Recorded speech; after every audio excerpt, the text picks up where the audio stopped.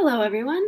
I'm going to vamp for a little bit while hopefully some more people hop on so that when I talk about my changes, I'm not talking into the void, which is always better than, yes, it's better not to talk into the void. It's better to talk to people and friends. So I'm just going to wait for a second and have that happen. So I haven't been doing a lot lately. I should be writing a lot. Hello, Void. Hello, Void friend. Haven't been doing a lot of personal work lately. I've been watching a lot of this show called Hannibal. It's very dark. I shouldn't be watching too much because it's very upsetting. But I can't stop watching it because it's like really well written. But it's also deeply upsetting.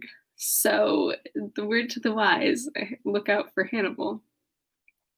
I'll discuss in a second, Dane. I'm going to see if anybody else shows up. But yes, yesterday's video was pretty much about why we're going to switch books, et cetera, et cetera. So I'm just trying to talk. I'll show you guys. I've been doing some coloring while I watch Hannibal. And I have a Wonder Woman coloring book. And it's just fun. Look at her go. Look how cool she is. We don't stand Superman. I'm going to white out him or something. He's just not very exciting. We're not here for you, Superman. Get out of my Wonder Woman comic book. Nobody cares about you. It's not a Superman comic book. It's a Wonder Woman comic book. Coloring book. Whatever. Okay, so it's been about 2 minutes, so I'm gonna go ahead and talk about book switching. So Dane, to answer your question, why are we doing a new book? Well, the answer is that I'm doing this to have a fun time and to share classic literature. Because specifically classic literature, because those are the only ones I can get away with reading on YouTube Live without violating any copyright errors, which was news to everyone yesterday, which is embarrassing, but not news to me. So, and I wanted to have this to be like a space that's about enjoyment and having a fun time together, which it has been for me. But Willa Cather's novel was ultimately racist. And I've been editing out a lot of the racism because I didn't want to have to perpetuate that. But at the same time, that would let Willa Cather off the hook for exhibiting that racism in the first place. And it wasn't very bad. There was only one thing that was ever ooh. And it was one of the characters said it and then the other character kind of refuted it. But not enough. And anytime any Mexican character was described, there would be something funky in the text. And so as a half Mexican person, it was technically I may have the quote unquote ability to discuss this, but I'm not well educated enough on it to give it the analytical reading that it would require to really talk about this book. And since that's not something that I feel that I'm currently able to do for y'all, I didn't want to pretend to do it badly, because this is primarily a fun space, and I don't think a fun space is always the right space to talk about racism, especially coming from me, who is a white Latinx woman. So that's not my space to make light of it. So I didn't want to do that book anymore because it was no longer a fun book and required a level of education that is not accessible to me in the time frame that I can present it to you. So we stopped reading Willa Cather so I can throw her off of my book stack. And then we talked about maybe switching to Jane Eyre. And I knew about the character of Bertha a little bit. No worries, John, we haven't started. So, but here's the problem with Jane Eyre, is that I actually think I have less ability to read aloud Jane Eyre then I have to read The Song of the Lark, because Jane Eyre, the villain, spoiler alert, is a biracial woman. And there's just, I read a really cool article, and I'll link it to you guys right now, if I can. That's called, I'm back. Okay, it's called Reading Jane Eyre While Black.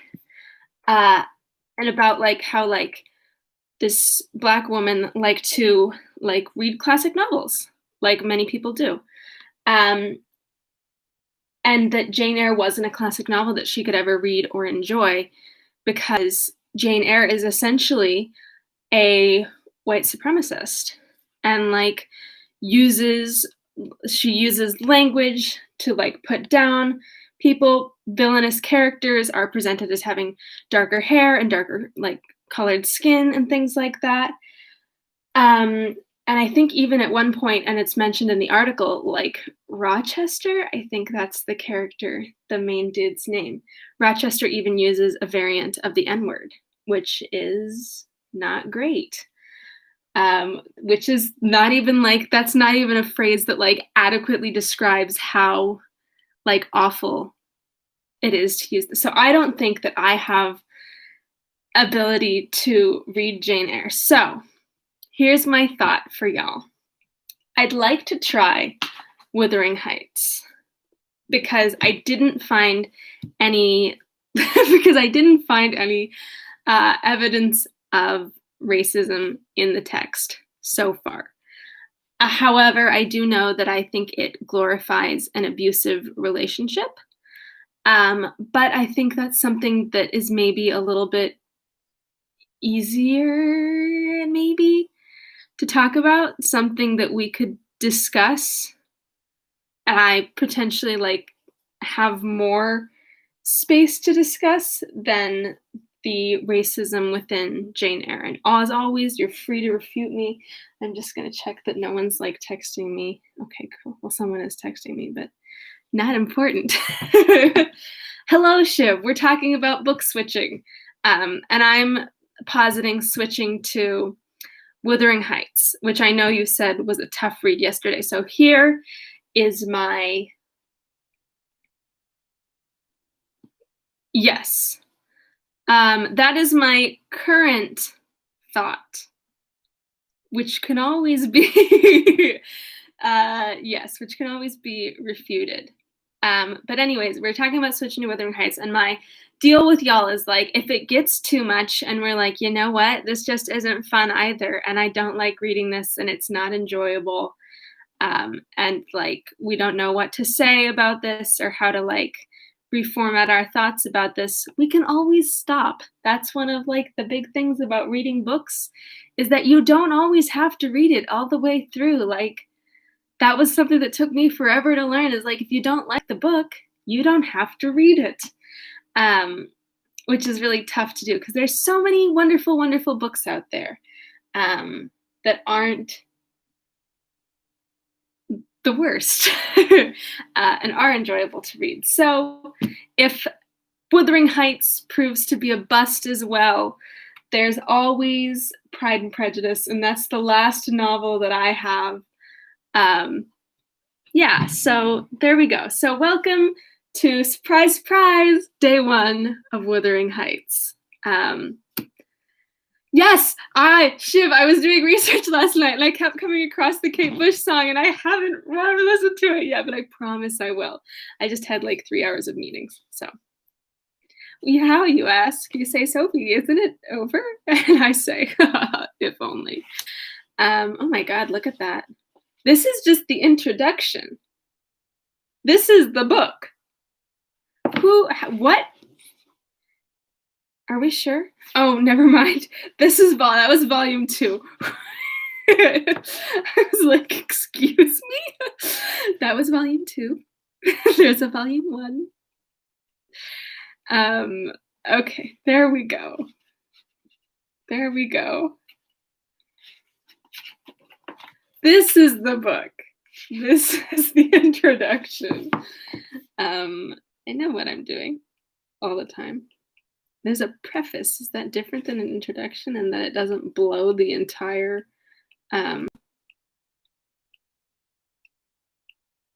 what am I trying to say? The premise? Maybe so. Okay, let's do it. All right, they include the original typeface, which seems to be written by an Ellis Bell, which I take to mean that Emily Bronte could not attach her own name to the book for fear of not having it published or read. It's also in 3 volumes. Does anyone know why it's always 3 volumes? We have thoughts and questions. All right, so let's do this. Wuthering Heights by Emily Bronte, Volume 1, Chapter 1. 1801. I have just returned from a visit to my landlord, the solitary neighbor that I shall be troubled with. This is certainly a beautiful country. In all England, I do not believe that I could have fixed on a situation so completely removed from the stir of society. A perfect misanthropist's heaven. And Mr. Heathcliff and I are such a suitable pair to divide the desolation between us. A capital fellow. He little imagined how my heart warmed towards him when I beheld his black eyes withdraw so suspiciously under their brows. As I rode up, and when his fingers sheltered themselves with a jealous resolution still further in his waistcoat, as I announced my name. Mr. Heathcliff, I said. A nod was the answer. Mr. Lockwood, your new tenant. I do myself the honor of calling as soon as possible after my arrival to express the hope that I have not inconvenienced you by my perseverance in soliciting the occupation of Thrushcross Grange. I heard yesterday you had some thoughts. Thrushcross Grange is my own, sir, he interrupted, wincing. I should not allow anyone to inconvenience me if I could hinder it. Walk in. The walk-in was uttered with closed teeth and expressed the sentiment, go to the deuce. Even the gate over which he leant manifested no sympathizing movement to the words, and I think the circumstances determined me to accept the invitation. I felt interested in a man who seemed more exaggeratedly reserved than myself.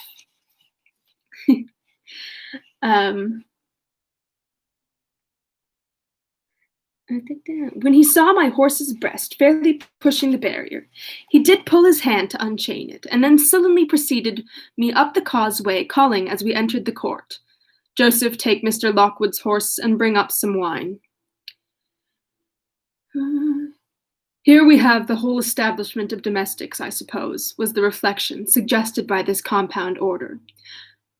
Oh man, I'm already confused. Deeply confused. No wonder the grass grows up between the flags and the cattle are only hedge cutters. I don't know who was saying that. Joseph was an elderly, nay, an old man, very old perhaps, though hale and sinewy. Lord help us, he soliloquized in an undertone of peevish displeasure while relieving me of my horse, looking meantime in my face so sourly that I charitably conjectured he must have need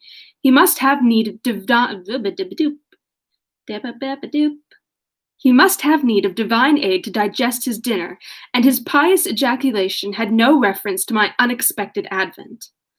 Wuthering Heights is the name of Mr. Heathcliff's dwelling, wuthering being the significant provincial adjective descriptive of the atmospheric tumult to which its station is exposed in stormy weather.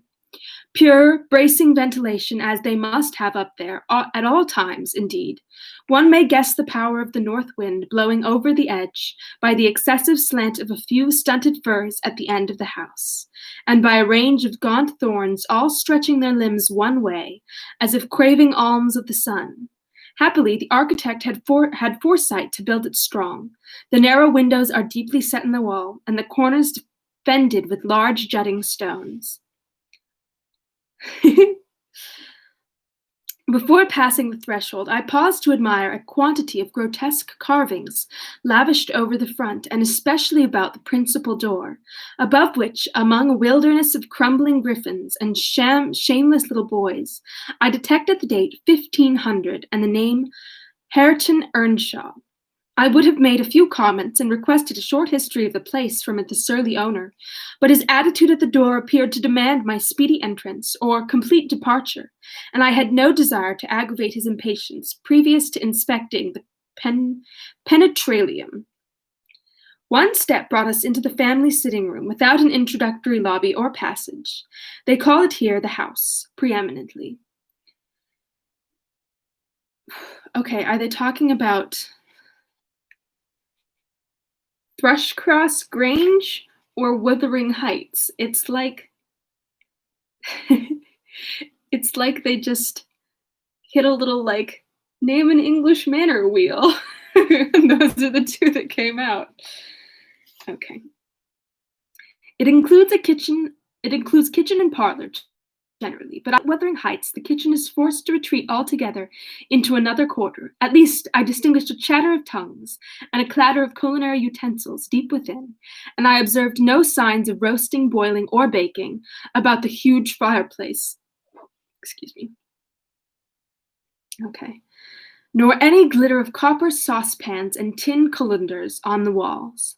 One end, indeed, reflected splendidly both light and heat from ranks of immense pewter dishes, interspersed with silver jugs and tankards, towering row after row in a vast oak dresser to the very roof. The latter had never been underdrawn. Its entire anatomy lay bare to an inquiring eye, except where a frame of wood laden with oatcakes and clusters of legs of beef, mutton, and ham concealed it. Above the chimney, I just remembered that I forgot to read my How to Be an Anti-Racist quotes, so let me just find that so I can remember to read both of them in the end. It was hiding under my Wonder Woman. Okay. I did not entirely forget. I almost did. I didn't.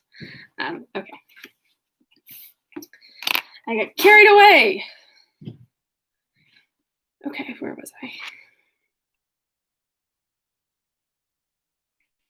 Above the chimney were sundry villainous old guns and a couple of horse pistols, and, by way of ornament, 3 gaudily painted canisters disposed along its ledge.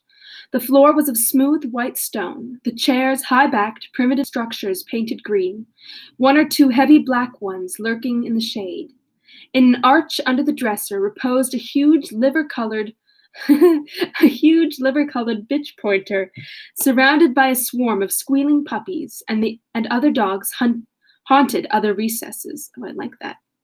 And other dogs haunted other haunted. I want to say hunted, but that's not right. The apartment of furniture would have been nothing extraordinary as belonging to a homely northern farmer with a stubborn countenance and stalwart limbs set out to advantage in knee breeches and gaiters. Such an individual, seated in his armchair, his mug of ale frothing on the round table before him, is to be seen in any circuit of 5 or 6 miles among these hills, if you go at the right time after dinner. But Mr. Heathcliff forms a singular contrast to his abode and his style of living. In dress and manners, a gentleman, that is, as much a gentleman as many a country squire, rather slovenly, perhaps, yet not looking amiss with his negligence, because he has an erect and handsome figure, and rather morose. Possibly some people might suspect him of a degree of underbred pride.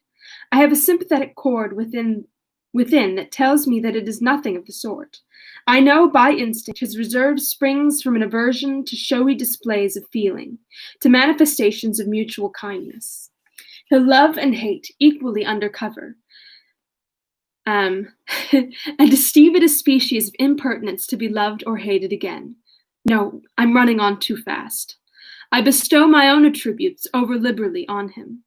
Mr. Heathcliff may have entirely dissimilar reasons for keeping his hand out of the way when he meets a would-be acquaintance, to those which actuate me. Actuate? Yeah. Let me hope my constitution is almost peculiar. My dear mother used to say I should never have a comfortable home, and only last summer I proved myself perfectly unworthy of one. While enjoying a month of fine weather at the sea-coast, I was thrown into the company of the most fascinating creature, a real goddess in my eyes, as long as she took no notice of me. I never told my love. That's from Twelfth Night. There's a little quotation. I think the quote is, she never told her love, but sat, and it's either green and yellow melancholy or patience on a monument, and I'm not sure once. She never told her. What a mess. She never told her love, but sat like patience on a monument, smiling at grief. Was not this love indeed? I think that's it. That's what my brain says. Like, I know, right? What a great phrase. Boop, boop. Okay. I never told my love vocally. Still, if looks have language, the merest idiot might have guessed I was over head and ears.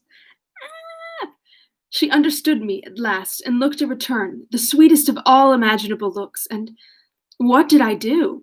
I confess it with shame, shrunk icily into myself like a snail, at every glance retreated colder and farther, till finally the poor innocent was led to doubt her own senses, and, overwhelmed with confusion at her supposed mistake, persuaded her mamma to decamp. By this curious turn of disposition, I have gained the reputation of a deliberate heartlessness, how undeserved I alone can appreciate. Took a seat at the end of the hearthstone opposite that towards which my landlord advanced, and filled up an interval of silence by attempting to caress the canine mother, who had left her nursery and was sneaking wolfishly to the back of my legs, her lips curled up and her white teeth watering for a snatch. My caress provoked a long, guttural snarl. You'd better let the dog alone, growled Mr. Heathcliff in unison, checking fiercer demonstrations with a punch of his foot. She's not accustomed to be spoiled, not kept for a pet. Then, striding to a side door, he shouted again, Joseph! Joseph mumbled indistinctly in the depths of the cellar, but gave no intimation of ascending. So his master dived down to him. Who's him? Joseph. Oh. Leaving me vis-a-vis the ruffianly bitch. What a phrase.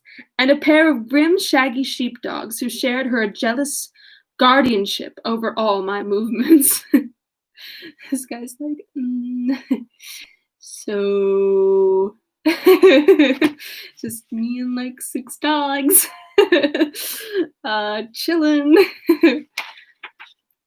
Not anxious to come in contact with their fangs, I sat still, but imagining they would scarcely understand tactic insults, I unfortunately indulged in winking and making faces at the trio, and some turn of my physiognomy so irritated Madame that she suddenly broke into a fury and leapt on my knees. Dude. I flung her back and hastened to interpose the table between us. This proceeding roused the whole hive. 6 4-footed fiends of various sizes and ages issued from hideous dens to the common center. Thanks, that's me trying. That's what my brain sees inside whenever that word comes up.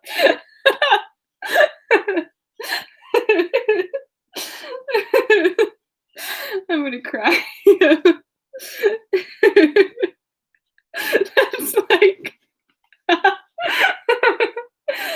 it's like the minions in my brain are spelling that with magnets on the refrigerator.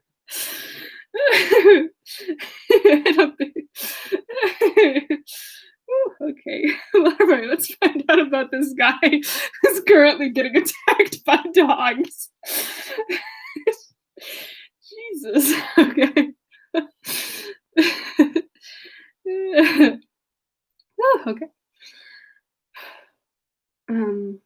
I felt my heels and coat laps peculiar subjects of assault, and parrying off the larger combatants as effectually as I could with the poker, I was constrained to demand aloud assistance from some of the household in reestablishing peace. Imagine like you'd come over to this guy's house. He's like, hold on, I gotta go get my friend downstairs. And then all of his dogs start attacking you. And you're like, hello? Can anybody help? I'm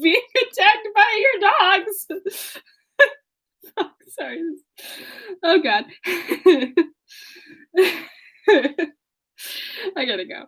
Um, Mr. Heathcliff and his man climbed the cellar steps with vexatious phlegm. I don't think they moved 1 second faster than usual, though the hearth was an absolute tempest of worrying and yelping. Happily, an inhabitant of the kitchen made more dispatch. A lusty dame, who with tucked-up gown, bare arms, and fire-flushed cheeks, rushed into the midst of us flourishing a frying-pan, and used that weapon and her tongue to such purpose that the storm subsided magically, and only she remained, heaving like a sea after a high wind, when her master entered on the scene.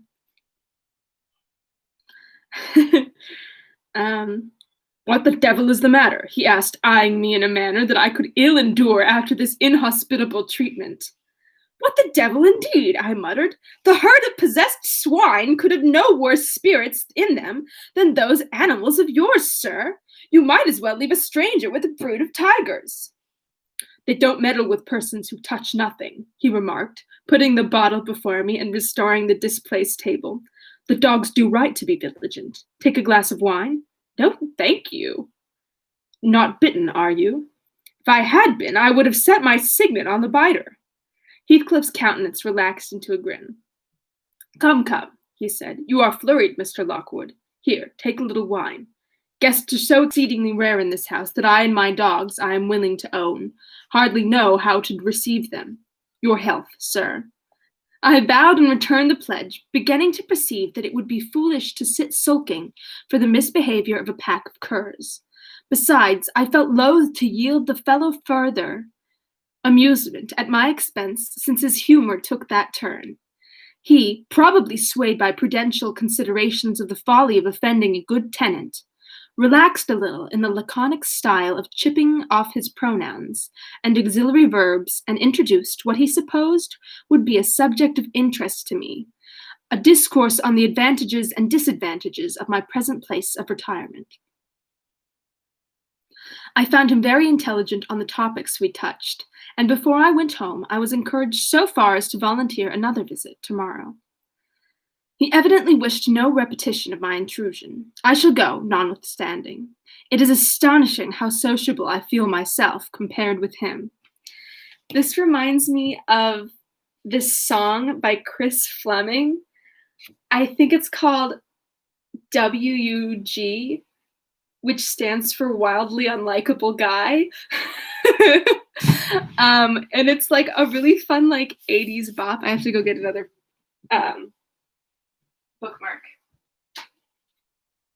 But anyways, if you want to listen to a song about essentially Heathcliff, go listen to Chris Fleming. Yes!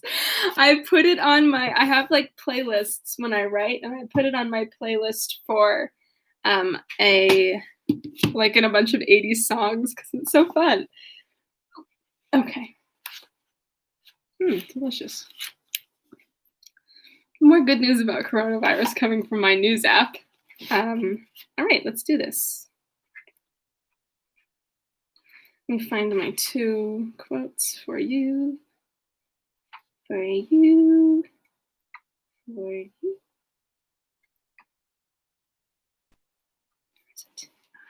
This always happens. Don't you love our time together where I flip through this book trying to find where I've made my quotations? It's always the most fun, I feel. We really get to come together while I try and figure out, well, there's one. Where's the other? Did I not? Oh, there's the other. Okay. Here we go. All right. Here's our first quote from How to Be an Antiracist by Ibram X. Kendi. To be feminist is to reject not only the hierarchy of genders, but of race genders. To be truly anti-racist is to be feminist. To truly be feminist is to be anti-racist. To be anti-racist and feminist is to level the different race genders, is to root the inequities between the equal race genders in the policies of gender racism. And the other quote I had was here. A theory for Black woman is a theory for humanity. No wonder Black feminists have been saying from the beginning that when humanity becomes serious about the freedom of Black women, humanity becomes serious about the freedom of humanity. And those are your quotes for today. All right. Well, thank you for sticking with me through the transition. As always, I enjoy and love this space so much. I think after we finish Wuthering and maybe Pride and Prejudice, maybe we will do Zoom calls so I can read you some of my other favorite books that aren't, and we can read together, that aren't